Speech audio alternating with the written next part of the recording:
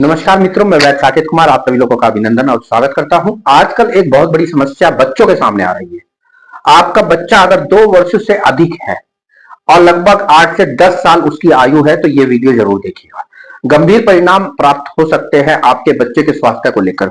बच्चों में आजकल खान पीन को लेकर और भी व्यवस्थित ना होने के कारण शेड्यूल के कब्ज की प्रॉब्लम हो रही है और आप उसको नॉर्मल लेते हैं। आपका बच्चा 2 से 3 दिन तक भी आपको पोटी नहीं जाता है, शौचालय के लिए नहीं जाता है। और जब भी जाता है ध्यान कीजिए कि उसकी जो स्टूल हार्ड स्टूल तो पास नहीं हो रहा है, सॉलिड स्टूल तो पास नहीं हो रहा है, या उसको जोर तो नहीं लगाना पड़ रहा है। 2 से 3 दिन तक 4 दिन तक उसको कब्ज रहता है, तो ऐसी अवस्था में इग्नोर मत कीजिएगा, क्योंकि कहीं ना कहीं उसकी इंडाइजेशन की प्रॉपर्टी बढ़ चुकी है और उसका डाइजेस्टिव सिस्टम इतना वीक हो चुका है और उसके ऊपर से जो मार्केट के पैक्ड फूड मटेरियल है उनका सेवन करता है, फास्ट फूड का शौक है। उसके कारण छोटे बच्चों में भी फिशर हो सकता है। फिशर क्या होता है?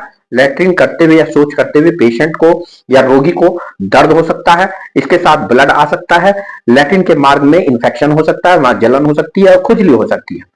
और अगर ये सब भी नहीं है तो उनको रेक्टल पॉलिप होने का या एनल पॉलिप होने के बहुत ज्यादा चांसेस होते हैं। पॉलिप एक प्रकार का मस्सा होता है, लंबा मस्सा होता है जिसका स्टाक, जिसका तना बहुत लंबा होता है और लगभग एक गांठ उसके रेक्टल या मलाशय से शुरुआत होती है और बाहर की तरफ निकल जाती है। अगर ऐसी कंडीशन है तो इग्नोर मत कीजिए बच्चे के कॉन्स्टिपेशन को किसी भी तरह से।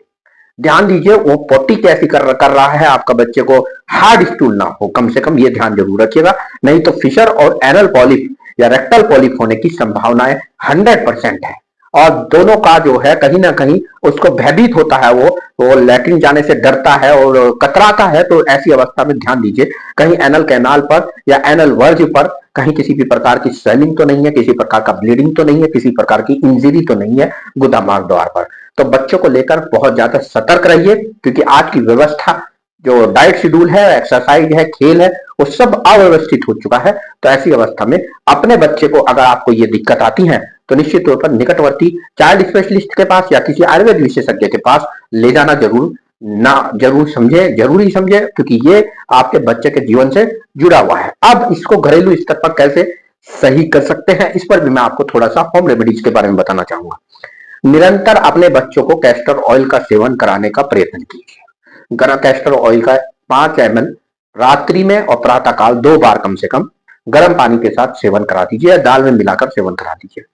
दाल के पानी में मुनक्का को रात को भिगो के रखिए, सुबह पिला दीजिए।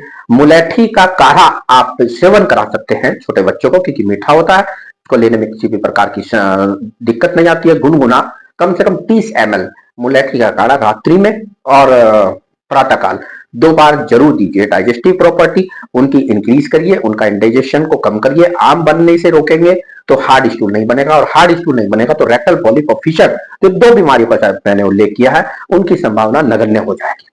और फिशर एक बार आपके बच्चे को हो गया तो फिशर का यह दर्द होता है, खुजली होती है, जलन होती है, बच्चा कतराता है सोच करने के लिए, और 2 से 3 दिन 4 दिन तक बच्चा पोटी नहीं करता। तो ऐसी अवस्था में ये फिशर के लक्षण हैं जो मैंने बताए हैं। तो ध्यान दीजिए, किसी भी प्रकार से छोटा बच्चा है, चाहे वो 1.5 वर्ष से 8 वर्ष 10 वर्ष तक हो, उसके एनल गुदा मार्ग पर किसी प्रकार का कट ना हो, या लैट्रिन करते हुए किसी भी प्रकार का मस्सा, जो लंबा मस्सा होता है, वो बाहर ना निकलता हो। तो जरूरी है बच्चों पर विशेष ध्यान दीजिए। बच्चों को इन चीजों का ज्ञान नहीं होता है, लेकिन आपको मैंने बता दिया, इस प्रकार से जरूर इनका ध्यान रखें। और ये जो होम रेमेडीज की तरह मैंने बताई है, मुलैठी का काढ़ा, कैस्टर ऑयल और क्या कहते हैं मुनक्का भिगो के निरंतर सेवन करिए। इसके बावजूद भी अगर आपको नहीं होता तो आप आंवला, हरड़ और बहेड़ा का सम मात्रा में संयोग करके पाउडर है उसको लीजिए। थोड़ा कशेला होता है पीने में, तो गर्म पानी में घोलकर उसको सेवन कराइए, आधा से पौना चम्मच तक निरंतर। डाइजेस्टिव जूस के लिए बच्चे के खाने में कम से कम ऐसी जो फाइबर है उनको ऐड कर लीजिए। इसबगोल का सेवन रात्रि में जरूर करा सकते हैं। अगर किसी भी प्रकार की इंजरी या फिशर है तो वहां पर कैस्टर और गर्म पानी में बिठाना शुरू कर दीजिए रोगी को या अपने बच्चे को, कम से कम 10 से 15 मिनट टब में बिठाइए। और उसके बाद जो है उसके गुदा मार्ग में एक कॉटन को कैस्टर ऑयल में भिगोकर या घी में भिगोकर आप रख सकते हैं, गुदा मार्ग के अंदर उसको इंसर्ट करके छोड़ दीजिए। रेक्टल पॉलिप है तो उसका सर्जरी ही समान है, आयुर्वेद में भी छाछूतों द्वारा चिकित्सा की जाती है। फिशर है तो उसमें जो है कंजर्वेटिव ट्रीटमेंट या मेडिसिनल ट्रीटमेंट की आवश्यकता पड़ती है। फिशर को आप बिल्कुल लाइटली ना लें, क्योंकि ये ब्लीडिंग कॉज करता है और दर्द पेनफुल कंडीशन है फिशर की। तो अगर पेनफुल कंडीशन है तो मान के रखिए बच्चे को फिशर होने की संभावना लगभग 80 से 90% संभवतः पॉजिटिव है। तो ऐसे में अपने बच्चों का ख्याल रखिए, उनको बाहर की चीजें हैं जो वो सब हटा दीजिए, बिस्किट हटा दीजिए, नमकीन हटा दीजिए, चिप्स हटा दीजिए, फास्ट फूड जितने हैं वो सब अब हटा दीजिए।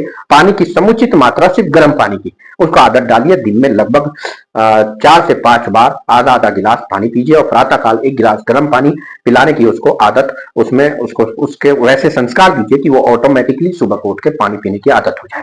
घी का प्रचुर मात्रा में सेवन कराइए, निश्चित रूप से आपको लाभ होगा। आपके बच्चे का स्वास्थ्य बहुत इंपॉर्टेंट है, ध्यान दीजिए उसके स्टूल के नेचर पर। अगर उसे कॉन्स्टिपेशन है, वो लैट्रिन में ज्यादा देर बैठता है, जोर लगाता है, दर्द होता है या कतराता है, 2 से 4 दिन तक भी टॉयलेट नहीं जाता, तो आपको जरूर इस वीडियो को ध्यान में रखते हुए उस पर ध्यान देना चाहिए। स्वस्थ रहिए, जागरूक रहिए और वैद्य साकेत कुमार से जुड़े रहिए। Thank you.